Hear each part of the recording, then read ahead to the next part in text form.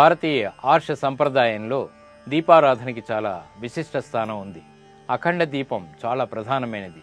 ఎన్నో రకాల దీపారాధనలు ఉన్నప్పటికీ అఖండ దీపారాధనకి ప్రత్యేకత ఉంది. మరి అదేమిటో పరిశీలిద్దాం. భారతీయ ఆర్ష ధర్మంలో అర్చనా సంవిధానంలో దీపారాధనకి ప్రత్యేక స్థానం ఉంది. దీపారాధన ప్రక్రియలో అనేక విధానాలున్నాయి. అఖండ దీపం, నేతి దీపం, నూనె దీపం, పిండి దీపం, నిమ్మకాయల దీపం, నువ్వుల నూనె దీపం, ఉసిరి దీపం, జల దీపం, ఇలా అనేక రకాలున్నాయి.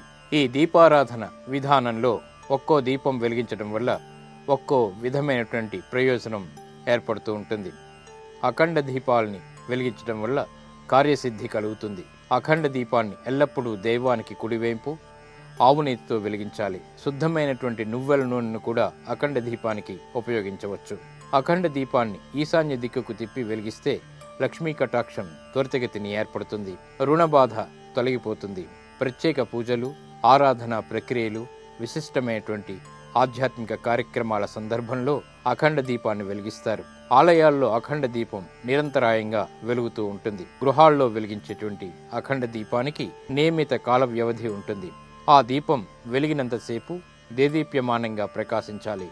ఆ వెలుగు ఆ దీపాన్ని వెలిగించిన వారి ఇంట్లో కొత్త కాంతుల్ని, ఐశ్వర్యాన్ని, ఆనందాన్ని తప్పక నింపుతుంది.